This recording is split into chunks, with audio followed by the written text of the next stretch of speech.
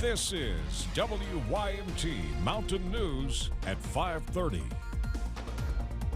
Good evening, I'm Steve Hensley. And I'm Olivia Calfee. A Southern Kentucky police officer says he is grateful to be alive and thankful for his community. Jeremy Thompson was leaving police training when his motorcycle collided with an SUV in London, and now he's talking with us from his hospital room. WYMT's Phil Pendleton has more on his recovery.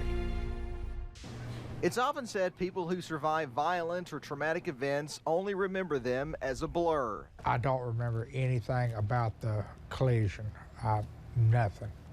My brain tells me that, like I said, that it didn't exist. He says in his mind he made it home that night. The reality is his motorcycle collided with an SUV when police say the driver pulled out in front of him. And to be told I was in a accident involving my motorcycle just kind of floored me for a bit, because I constantly watch and observe everything. It happened 3 weeks ago. His motorcycle was destroyed, and he was airlifted with numerous injuries, including broken bones, cuts, and scrapes.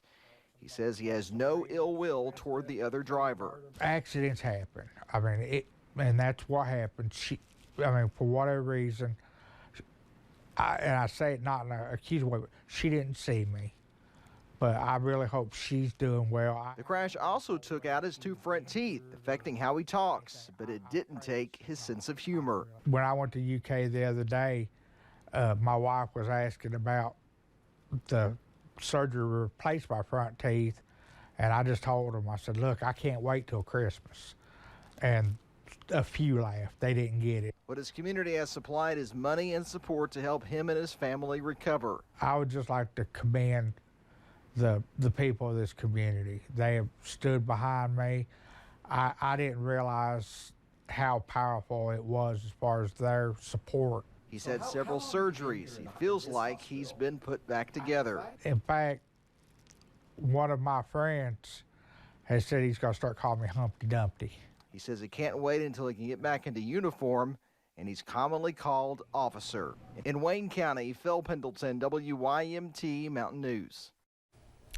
Officer Thompson says the medical care he is receiving is top-notch and thanks his doctors in Wayne County for keeping him pain-free through the process. Staying in Wayne County, one man is facing charges after police say he drove his car through a security gate at an elementary school. The incident happened around 11 a.m. yesterday at Monticello Elementary School. The school was placed on a soft lockdown until police could investigate the scene. When police arrived, they say 25-year-old Kyle Hicks had already left. Officials tracked Hicks to a home on Morris Hill Road using his cell phone. Police say he admitted to the crime and was arrested.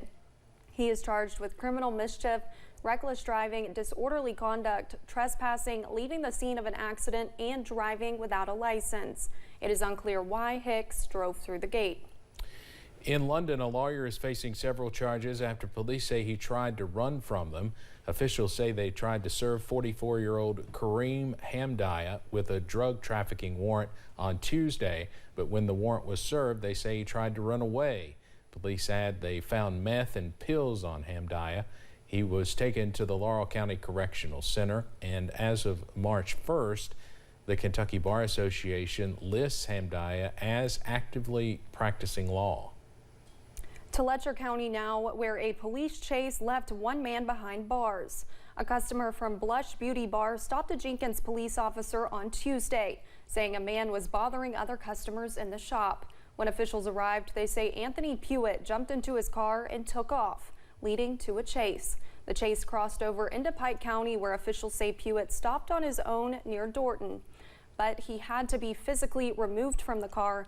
Police say they found Suboxone and another substance in the car. He was taken to the Letcher County Jail. A historic verdict reached today in the seditious conspiracy trial against 5 members of the Proud Boys. It is surrounding their actions leading up to and on the day of the deadly January 6th U.S. Capitol insurrection. Cole Higgins has the latest. 4 members of the Proud Boys who are alleged to have leadership positions in the far-right extremist group found guilty of seditious conspiracy by a jury in Washington, D.C., more than 2 years after the deadly attack on the U.S. Capitol. Defendants Enrique Tarrio, the Proud Boys' longtime chairman, Ethan Nordine, Joseph Biggs, Zachary Reel, and Dominic Pizzola faced a range of charges for their roles to forcibly prevent the peaceful transfer of power from then-President Donald Trump to Joe Biden after the 2020 election. All 5 defendants found guilty of obstruction of an official proceeding, conspiracy to prevent an officer from discharging any duties, obstruction of law enforcement during civil disorder, and destruction of government property and aiding and abetting. This is sending the signal that there are serious consequences to domestic groups that decide to interfere with the workings of democracy. Prosecutors playing the jury this moment from a presidential debate. Stand back and stand by, but I'll tell you what, somebody's got to do something about Antifa and the left. The defense arguing it was Donald Trump who caused what occurred on January 6th, and that Tarrio, who wasn't at the Capitol that day because he had been arrested, was a scapegoat. Prosecutors saying that after the insurrection, Tarrio posted to social media, quote, "Make no mistake, we did this." I'm Cole Higgins reporting. The jury also did not reach a verdict with regards to some defendants on charges of assaulting, resisting, or impeding certain officers, as well as destruction of government property and aiding and abetting. The jury returned to deliberations on those counts.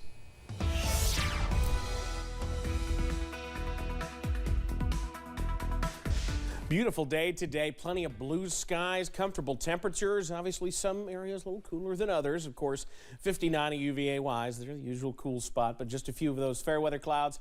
A nice ride along the interstate, or not the interstate, but along the mountain parkway at Slade. Upper 60s to near 70 at the moment. We will continue to see those temperatures rather nice throughout the region. Middle and upper 60s. Had a few 70s out there. Now just Jacksboro and Harlan sitting at the 70 mark. Otherwise, watching a few clouds across the West Virginia counties and a few trying to sneak into the Cumberland Valley. So we'll watch those as we head through the nighttime hours. Your forecast first as we head through the next 12 hours. Falling back into the 40s, but not nearly as chilly as we were last night. Now, I'll have the very latest on when we could see a few showers as we head towards a big-time weekend here in the Commonwealth in a few minutes. Olivia? All right, Evan, thank you. Figuring out plans after high school graduation can be daunting for some students. Deciding between going to college or maybe just entering the workforce. But how do they figure it all out if they do not know what they enjoy? Today I spoke with staff at one East Kentucky nonprofit who is offering an internship opportunity to give students real-world work experience in construction trade while also serving their community. The Housing Development Alliance staff believes work is supposed to be both fulfilling and fun. And lucky for upcoming or recent high school graduates, they have the opportunity to make their summer break count. You're going to be helping your community. You're going to be helping flood survivors build new homes, get home repairs. Students 18 to 20 years old in Breathitt, Knott, Leslie, and Perry counties can apply. Mindy Miller with HDA says they want to encourage young people the importance of learning a trade. You're getting paid to learn that trade. You're also, expanding your horizons by helping your community. And more than anything, you're not only growing as a person, but you're giving yourself more of a chance to stay in this community and work here. And lead carpenter Stephen Hurt says he has enjoyed investing in interns over the years and loves seeing them really understand what goes on at a job site.